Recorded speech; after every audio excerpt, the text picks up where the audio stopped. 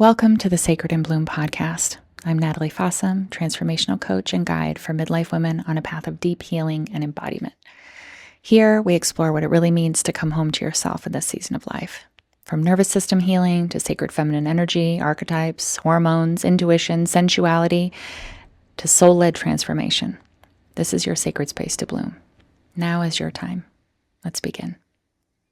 Hey there, and welcome to the very first episode of the Sacred in Bloom podcast. Whether you're coming from my YouTube channel or you're new here, welcome, and thank you for tuning in. My YouTube content is shorter and more structured, but this podcast is where we pull up chairs by the fire. It's where we sit a little longer, warm our hands, and tell the real stories that take a little more time. To give you an idea of what you might find here as this podcast evolves, here are some places we might go together. I'm interested in the midlife transition, from shifting identities to relationship dynamics and attachment styles to understanding your hormones. I love science, depth psychology, and nervous system repatterning. But I'm also into accessing and nurturing your intuition, tarot, astrology, sacred polarity between masculine and feminine, plant medicine, and many other healing modalities. I've been reading tarot for over 30 years, and I've been a Reiki practitioner since 2001. I've been coaching women since 2006. I'm spicy, and I love to learn. My goal with this podcast is to create a space where midlife women feel deeply witnessed, softened, and stirred, to come home to themselves, reclaim their power, unravel old conditioning, and remember that they're not alone. This is about healing what's been buried, laughing as much as we can, grieving when we need to, and slowly, gently rising into who we're meant to be. This is a space for honesty about what this season of life really feels like. Not just the science, not just the symptoms, but the soul work. The messy, beautiful healing work that happens when we stop trying so hard to meet other people's expectations and start rising into who we really are. I'm so glad you're here. Let's dive in.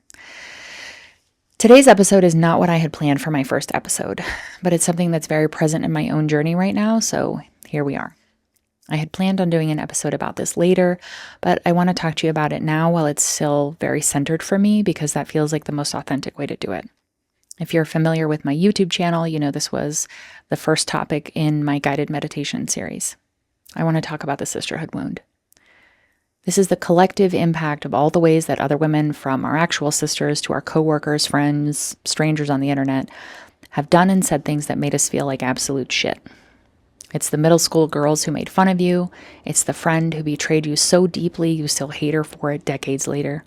It's that bitch at work who tried to get you fired or take your job. It's that woman who pretends to be nice when you're around, but gossips about you behind your back. It's the woman online who shamed your body or made you feel small.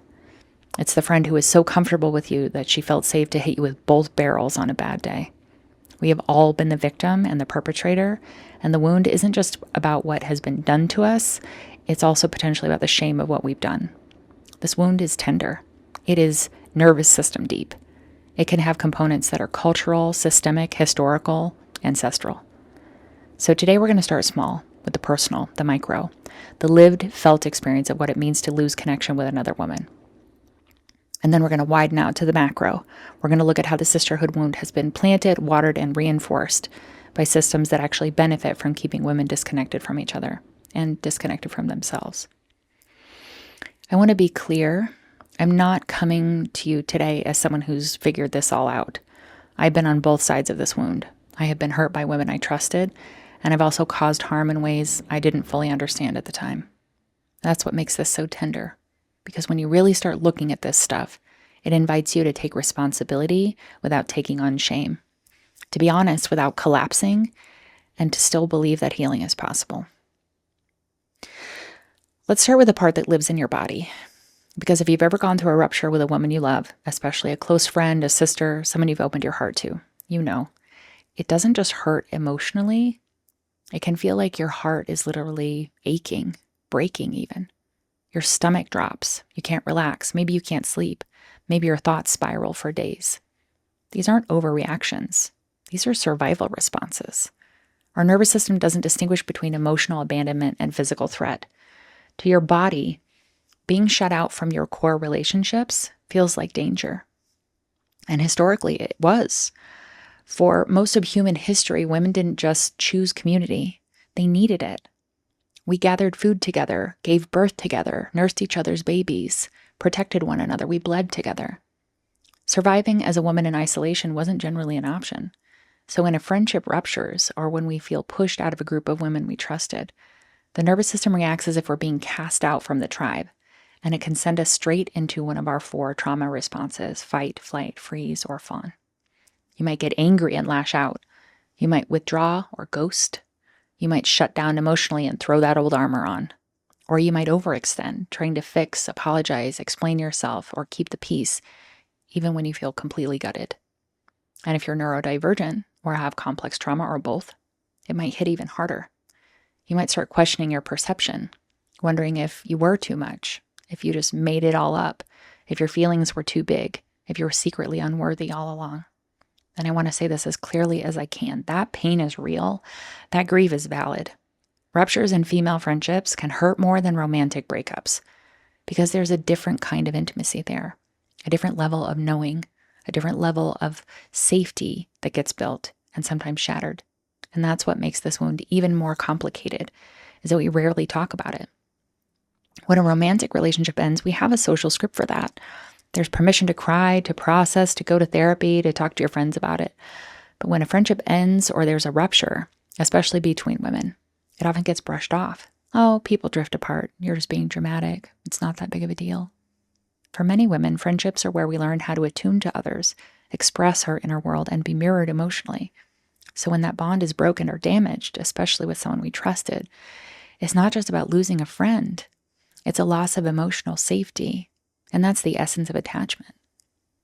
When that rupture isn't processed, it can rewire how we relate not only to other women, but to ourselves. We may withdraw, distrust our emotions, or begin to believe that parts of us are inherently too much, too sensitive, or unworthy of connection. Feminine energy in all genders is fluid, expressive, intuitive, emotional, connective. It thrives in community, co-regulation, and shared truth. But when we experience repeated betrayal or exclusion from other women, we often internalize the belief that it's not safe to be open, soft, vulnerable, or emotionally authentic. And so we disconnect from the very qualities that are our feminine energy, our softness, our sensitivity, our emotional depth, our intuition. We may harden. We might overfunction. We might become hyper-independent or intellectually bypass by being cold, analytical, and stoic. Or we might go the other way and be overly accommodating. All of those things are survival adaptations, but they often come at the cost of disconnection from the feminine and from each other. If we don't give space for the grief, rage, confusion, or shame that arises in a sisterhood rupture, it doesn't go away. It settles in our body and creates emotional armor, often around the heart, the womb, the throat. Over time, that can manifest as disembodiment, lack of creativity, shutdown, difficulty receiving, or mistrust of other women. Those are symptoms of feminine disconnection. When we process the rupture, when we let ourselves feel the grief, hold our inner child, repair or release with compassion, we start to soften again. We become more receptive, more embodied, more whole. And that's where feminine energy returns, not as performance, but as essence. I want to take a moment to share something personal here. As a neurodivergent woman and someone who's moved around a lot as a kid, forming and keeping female friendships has always been really challenging for me. There were so many times I felt like I was on the outside of something I didn't understand. Like there was some secret social code that I never got the handbook for. I was weird. I tried so unbelievably hard to fit in, to be liked, to be understood. And most of the time I felt like I failed. I have a friend now who's part of this big group of women who've known each other for like 20 years. They go on trips together, they celebrate birthdays, births, and other big life events. They exist in this web of long-term feminine connection. And I don't know what that feels like. I've never had that. I've been abandoned by women friends so many times throughout my life. And before I was diagnosed with ADHD, I thought it was just me. And I guess in some ways it was. I believed that I was just too much, not enough, unreliable, intense, distracted, wholly unlovable. Just a weirdo who couldn't get it right. Getting the diagnosis helped me understand a lot of what was happening, and that I wasn't broken or bad. It was my brain wiring. But knowing that didn't bring those friendships back. It didn't make things that much easier, to be honest, and it certainly didn't erase the grief. But still, even with all that, I try. I keep trying. I show up as lovingly and authentically and openly as I can with other women, not because I haven't been hurt, but because I have. Because I know what it feels like to long for connection and safety and not know where to find it. And I think part of why I keep trying is because I'm healing that wound, the sisterhood wound, but I'm also healing the little girl in me who just wanted to be seen and accepted. Let's pause and take a breath here together.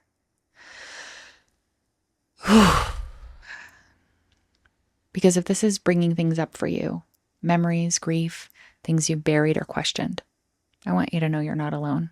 You're really, really not alone. Recently, I experienced a rupture in a very treasured friendship, one that had been a very safe place for me for a long time.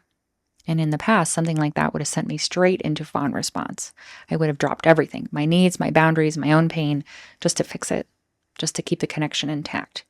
Because the idea of someone being mad at me or misunderstanding me or pulling away, it used to feel unbearable. Like I would do anything to make it right again, even if that meant abandoning myself, because the fear of losing the connection, of the fear of their abandonment of me was more overwhelming than the thought of abandoning myself. And I won't pretend that I didn't still feel some of that. That wiring is deep. But this time it was different because I've done a lot of work in the last few years on my anxious attachment, on my inner child, on my nervous system. So this time, instead of spiraling or scrambling to explain myself, I paused. I let the emotions rise, but I didn't act on them right away. I gave myself some space. At first, I thought I was just frozen or dissociating. But the more I sat with it, I realized I wasn't shutting down. I was tuning in. I was tending to myself in a new way. I was really listening to what was said and figuring out what was true for me. And for the first time, I didn't feel the urgency to be validated, to be understood, to defend myself. I just let myself feel what I needed to feel. I let the grief come. I let the truth sit in my body, and I didn't rush to repair something that, at least in that moment, didn't feel safe to return to. And I'm not sharing that to position myself as healed or from a place of bypassing, but to show that it is possible to shift. It's possible to change the way we relate to pain, to others, to ourselves, to this wound. Not overnight, not easily, but slowly, with intention and with practice. You don't need to go to battle. You can take space without hiding. You can remove yourself into peace without running. You don't need to rush to repair to feel safe. And honestly, is that safety? Is it safety to rush back towards someone who just hurt you just because you're scared of losing them? In this instance, my nervous system said no. And that no was sacred. This is the power of somatic work, of nervous system work. When you start to heal the part of you that feels unsafe in stillness, in conflict, in grief, in rage, you start to find safety within. You stop outsourcing it. You can pause. You can hear what your body is saying, and maybe for the first time you can listen. Because sometimes safety looks like space. It looks like silence. It looks like not explaining yourself. And I want to name something else here that feels important. Even when we've done some personal work around this wound, even when we processed the past and worked on our nervous system, this wound, it doesn't go away. Partially because it's so deep, but also because we're still living inside a culture that actively reinforces it. And if we're not paying attention, we start to participate in it, sometimes without even realizing it. You can see it on social media, right? How quickly women turn on each other. How easy it is to dehumanize someone through a screen or a phone. How fast women are punished when they misstep or when they speak in ways that make other people uncomfortable. We don't always call it punishment. We call it accountability or boundaries or spiritual discernment. But let's be honest, a lot of what we see isn't healing. It's exiling, it's public shaming, and it's a hierarchy. It's unprocessed pain wrapped in moral language. And don't get me wrong, boundaries are so important, and sometimes walking away is the most loving thing that we can do. But there's a difference between a boundary and a bypass. There's a difference between speaking your truth from a place of trying to heal someone and being critical or cruel from a place of wanting to feel in control and calling it your truth. So many of us have never experienced healthy repair in sisterhood. We don't even know what that looks like. We've been so conditioned to fear conflict that we often mistake emotional honesty for aggression or selfishness or arrogance. We confuse disagreement with danger, and that keeps us in a cycle of silence and resentment, or over-explaining and apologizing, or tiptoeing around one another instead of being able to release and repair in a way that feels safe for all parties. And let's be honest, there's another layer of all of this that rarely gets named. Internalized patriarchy tells us that other women are a threat. From a young age, we're taught to compare ourselves, to compete, to earn the affection of men or approval from teachers or attention from bosses. We're praised for being the chill girl who gets along better with guys. And at the same time, we're judged more harshly by other women because we've all absorbed the same messages about what's acceptable, what's powerful, and what's threatening. We live in a culture where just being honest is sometimes code for being harsh, self-righteous, or emotionally irresponsible. And we all get to adulthood and we're supposed to just trust each other. We're supposed to just know how to be honest in a safe way. We're supposed to know how to nourish relationships with women when most of us never had a map. Okay? We carry the wounds of middle school exclusion, of being talked about behind our backs, of friends who got with our boyfriends, of teachers who favored other girls, of friendships that ended without explanation. And layered on top of that, many of us are carrying ancestral weight. Actually, the ancestral weight is beneath. It's beneath that. It's generations of women who've had to compete for survival, who are betrayed by other women under threat of death, who are taught that connection equals danger. That's in our history. And we can't talk about the sisterhood wound without talking about the way our entire society has been set up to keep women dependent on men, or at least it was, and also disconnected from each other. For a long time, the only socially sanctioned way for a woman to survive, literally survive, was to marry a man. Not for love, not for joy, not for shared purpose, but because she wasn't legally allowed to have her own bank account. She couldn't own property in her name. She couldn't get a credit card. She couldn't apply for a loan. She couldn't open a business. I mean, were there exceptions to this? Yes, of course. But the system was crystal clear. If you don't align yourself with a man, you risk losing everything. Much of this was reality and has been reality in my lifetime, certainly in my mother's lifetime. In the United States, women gained the legal right to open their own bank account without a male cosigner in 1974. That's only like 50 years ago. Throughout history, men have made themselves the gatekeepers to stability, and that positioned them as a finite resource. And when there's a finite resource, what happens? People compete. So women were conditioned explicitly and implicitly to see each other as rivals, not just for romantic love, but for access, for protection, for legitimacy, for survival. We were taught that another woman's beauty, softness, charm, desirability, it wasn't something to admire. It was a threat. And when you blend that with capitalism, the whole thing gets weaponized. So marketing tells you you're not enough, but you could be if you just bought the right thing.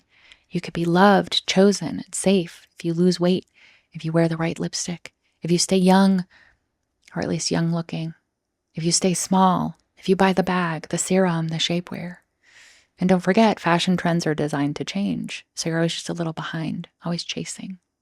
It's exhausting, and it's by design. Distracted women, divided women, women who don't trust their instincts, women who don't trust each other. Women who are so focused on fixing themselves, they never pause to ask, who benefits from me feeling this way? It keeps us from rising. It keeps us from seeing and holding other women in grace. And it makes healing the sisterhood wound not just personal work, but radical work. Because when you start to see through it, when you stop performing, stop competing, stop believing you have to earn your place, you become dangerous in the best possible way. You become grounded, clear, discerning.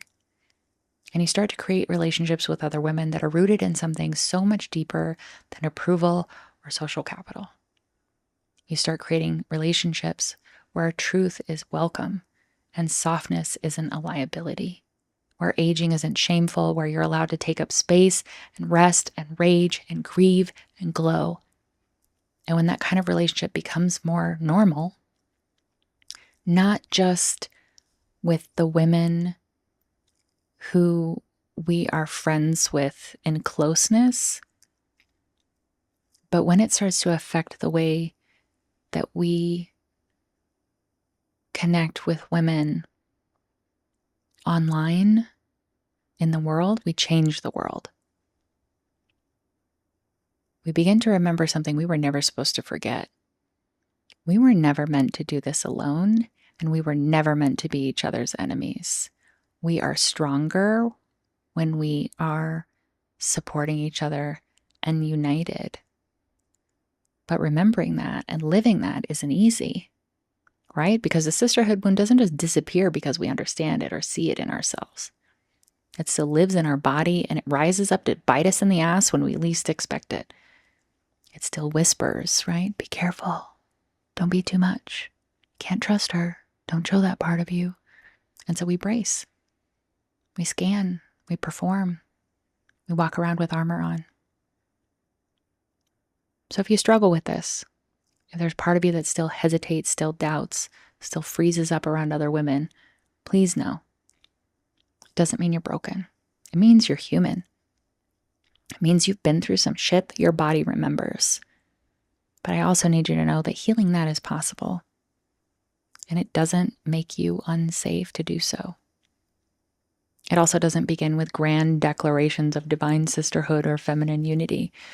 It begins with something much smaller, something quieter, something deeply personal, like choosing not to gossip or be unkind online, like being honest about your needs, like not pretending you're okay when you're not, like honoring your body when it says this doesn't feel safe, like stepping back to process and be conscious instead of just to escape or get the upper hand, or noticing the moment you want to lash out and choosing to feel and be curious instead. It is slow and messy and definitely not pretty, but it's holy work. And it's work that becomes even more powerful when we start imagining what's possible beyond the wound and in the macrocosm. So what does it look like to truly have women in your life who want you to succeed? Who in your life doesn't need you to be smaller in order to feel large or powerful? Who can disagree with you and you still feel safe with them? Who can hold both your shadow and your light? That's the kind of sisterhood I want for us all. Not perfect, not polished, not spiritual performance, but real, kind, compassionate, where we can be messy, where we can show up in our process, where we can be witnessed instead of fixed, where we can say, I was wrong, and I see you, and I love you. That kind of sisterhood has to be built. It takes presence. It takes nervous system capacity. It takes self-awareness and truth-telling and accountability and grace and softness and compassion. I need you to believe it's possible. A few years ago, I attended my first women's retreat. It was a group of about 15 women. And on the first day, we did an incredibly powerful breathwork session after a cacao ceremony. We all lay in the same room, all blindfolded on our mats. We were encouraged to feel, to open, to let everything out. Our rage, our grief, to scream, to wail, to fall apart. And every woman in that room who screamed and sobbed, who was raw and real, made it safe for me to release too. We all held each other in a way just by being messy, vulnerable, and raw. The healing power of that collective release was incredible. And during the rest of the retreat, we had more ceremonies with plants and with each other.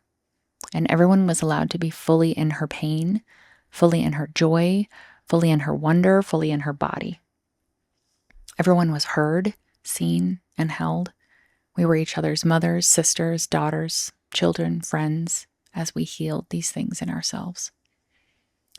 We were each the divine feminine embodied, extended, and received. This is the power of healing the sisterhood wound. This is the power we have when we hold each other, lift each other, and come together. There's a tremendous power in our vulnerability, our softness, our connection, and our rage. But I believe it starts inside each of us, because when you feel safe in yourself, really safe, you stop needing other people to rescue or reflect you perfectly. You stop abandoning yourself to earn love. You stop shrinking in the presence of other women's empowerment. You stop outsourcing your worth. And from that place, you can show up differently, and you can create different friendships. You can hold space for nuance and imperfection and healing. And that changes everything.